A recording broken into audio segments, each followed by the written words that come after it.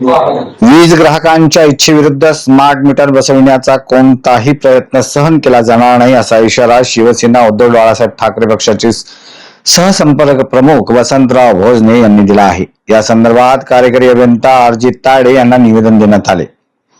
मुख्यमंत्री देवेंद्र फडणवीस यांनी विधानसभेत राज्यातील घरगुती ग्राहकांना प्रीपेड स्मार्ट मीटर सक्तीने बसवण्यात येणार असल्याचे स्पष्ट केले असतानाही महावितरणकडून ग्राहकांना पुढील 48 तासात मीटर बसवण्यात येणार आहे असे संदेश पाठवले जात असल्याने मोठा संभ्रम निर्माण झाला आहे। सरकारची भूमिका आणि प्रत्यक्ष अंमलबजावणी यात विसंगती असल्याचा आरोप शिवसेनेने केला आहे। ग्राहकांची संमती न घेता, त्यांना पुरेशी माहिती न देता किंवा शंका दूर न करता स्मार्ट मीटर बसविणे लोकशाही तत्वाच्या विरोधात असल्याचे निवेदनात स्पष्ट करण्यात आले आहे। त्यामुळे ग्राहकांना निवडीचे स्वातंत्र्य, पारदर्शक माहिती आणि पूर्वसंमती देणे आवश्यक असल्याचेही नमूद करण्यात आले आहे। महावितरण व ठेकेदार कंपन्यांना मनमानी कारभाराविरोधात तीव्र लोक आंदोलन छेडण्यात येईल असा स्पष्ट इशाराही यावेळी देण्यात आला आहे।